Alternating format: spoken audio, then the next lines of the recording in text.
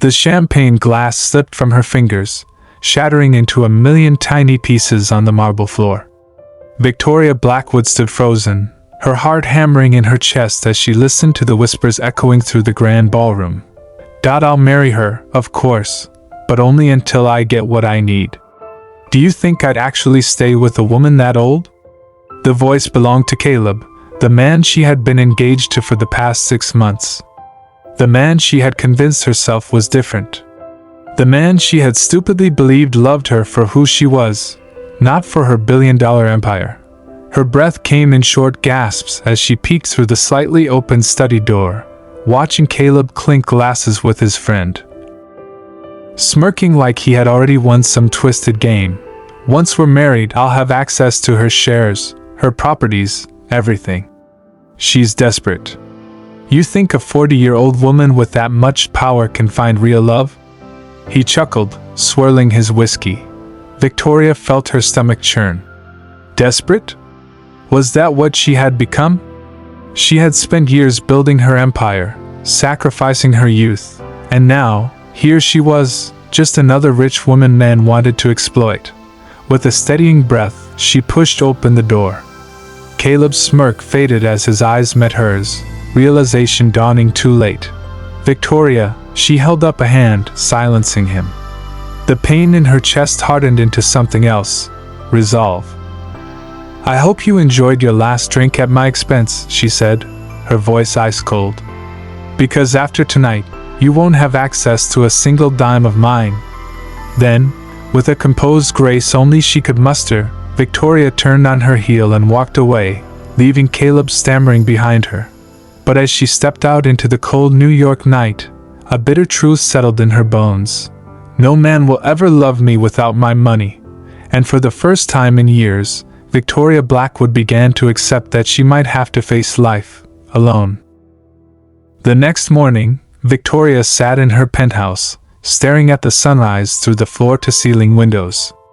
The city bustled below, but inside, silence suffocated her. For failed relationships. For men who had pretended to love her, only to reveal their true motives. She exhaled sharply. Enough. If love wasn't real for a woman like her, then why keep chasing it? Her phone buzzed. A message from her best friend, Laura, you need a distraction. Brunch at Bellagio's. No excuses. Victoria sighed but typed back, fine. 1 hour. She needed to get out of her head, even if just for a little while. At the restaurant, Victoria barely touched her food. Laura, an entertainment lawyer who had seen more betrayals than a soap opera, sipped her mimosa and studied her. So, what's the plan now?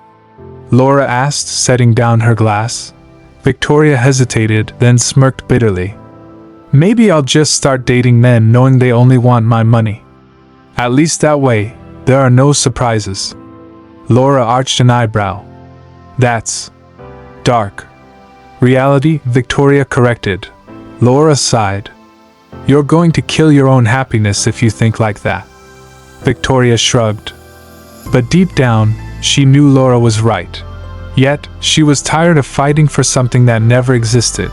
What she didn't know was that fate had different plans. And that by the end of the week, she would meet someone who would turn her world upside down.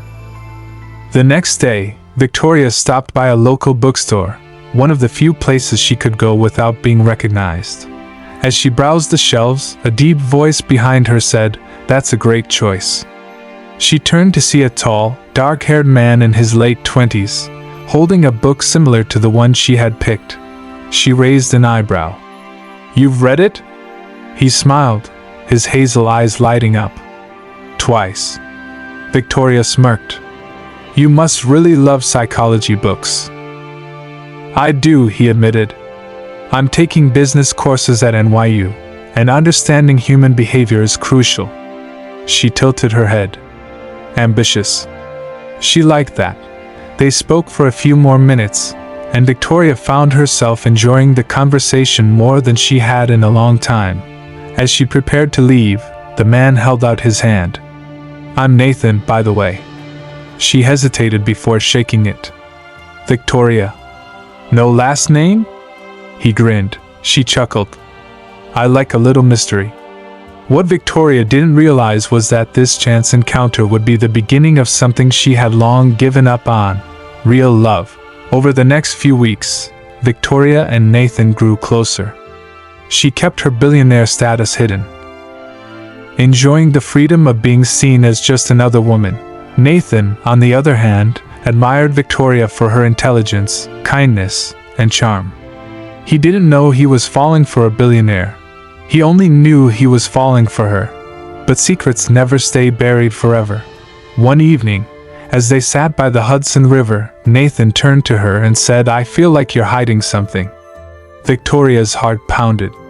What makes you say that? He shrugged. I don't know. You're different. I just hope it's not something that will break us. Victoria forced a smile, but inside guilt twisted in her stomach. Because when the truth finally came out, it wouldn't just break them, it would change everything. Victoria stood in front of her closet, staring at the array of designer dresses and luxury handbags. Nathan had just invited her to a small dinner at his apartment, and for the first time in years, she felt nervous about something so simple. What if he finds out who I really am? For weeks, she had managed to keep her billionaire status a secret. She had dressed down, avoided high-profile locations, and never let him see the world she lived in. But how much longer could she keep up the lie? That evening, as she stepped into Nathan's modest apartment, she was reminded of how different their worlds were. The place was small but neat, with books stacked in every corner. The scent of home-cooked pasta filled the air. You cook? She asked, surprised. Nathan chuckled. When you're on a tight budget, you learn fast. She smiled, but his words stung a little. If only he knew that I could buy every restaurant in Manhattan with a single phone call. As they ate, Nathan leaned forward. I've been meaning to ask. What do you do for work? Victoria hesitated. I invest in businesses. Nathan nodded, seemingly satisfied. That's cool. Ever thought about starting your own? She let out a soft laugh. Something like that. He smiled, completely unaware of the empire she had built. And for now, that was exactly how she wanted it to stay. One evening, Victoria decided to test Nathan, just to see what kind of man he really was. She invited him to a high-end restaurant, pretending it was just a random place she had heard about. Nathan looked around, slightly uncomfortable. This place is fancy. Don't worry, she said with a reassuring smile. It's just dinner. When the bill arrived, Nathan instinctively reached for his wallet. I got this, Victoria said, but Nathan frowned. No. I'll pay. She raised an eyebrow. Nathan, it's okay. It's just dinner. He sighed, pulling out a couple of bills. I don't want to be a guy who lets a woman pay for everything, even if it's just dinner. Victoria's heart softened. For the first time in years, she saw something different, a man who wanted to be her equal, not her benefactor. She leaned over and squeezed his hand. Thank you? He didn't know it, but that small moment meant everything to her. Victoria knew she couldn't hide the truth forever.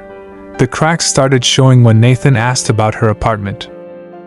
You always meet me outside, he noted one evening. Why haven't I ever been to your place? She swallowed. I like keeping things private. Nathan studied her for a long moment. Are you married or something? He teased. She laughed. No, nothing like that. But his question haunted her. How long before he started asking real questions? And when he found out the truth, would he still look at her the same way? It happened unexpectedly. Nathan had been invited to an event by a professor at NYU, a networking gala for young entrepreneurs. Victoria had agreed to come along to support him. She had hoped to blend in. But the moment they walked in, people started whispering. Is that Victoria Blackwood? Nathan turned to her, eyes wide. Victoria, what's going on? Before she could answer, A man approached them. "Ms. Blackwood, I didn't expect to see you here. Are you investing in one of these startups?" Nathan stiffened. "Investing?" He turned to her, confusion in his eyes. "Victoria, who are you?" She swallowed hard, realizing there was no more hiding. She took a deep breath. "I'm the owner of Blackwood Enterprises. And I'm a billionaire." Nathan's face fell. The woman he thought he loved had been lying to him all along. Nathan didn't call her for 2 days. Victoria tried to reach him, but every message went unanswered. On the 3rd day, he finally texted, "We need to talk." When they met at a quiet cafe, Nathan's expression was unreadable. "Why didn't you tell me?" he asked, his voice strained. Victoria exhaled. "Because I was afraid you'd see me differently." Nathan looked down. "And now? What do you expect me to do with this?" She reached for his hand. "I don't care about the money. I only care about us." He searched her eyes, trying to find the truth in them. "I just need time," he finally said. Victoria nodded, her heart aching. She could only hope that time wouldn't take him away forever. Days passed. Then weeks. Nathan had pulled away, struggling with the truth. Victoria gave him space, but deep down, she was terrified. Until one night Nathan showed up at her penthouse. "This is insane," he said, looking around. "This life. It's nothing like mine." She stepped closer. "Nathan, I never wanted you for your money. I wanted you for you." He sighed. "I just don't know if I can handle this." Victoria swallowed hard. "Then tell me now." "Because I love you, Nathan. But I won't beg you to stay." For a long moment, he was silent. Then, slowly, he reached for her hand. "I love you too." And just like that, the walls between them crumbled. Months later, Nathan had launched his first business, with Victoria's silent support. They had built a love that wasn't based on money, but on trust. And when Victoria discovered she was pregnant, she knew, for the first time in her life, that she finally had everything she had ever wanted: real love, a family, and a future worth fighting for. Please subscribe, like, comment and share this video. It means a lot to us. Thank you.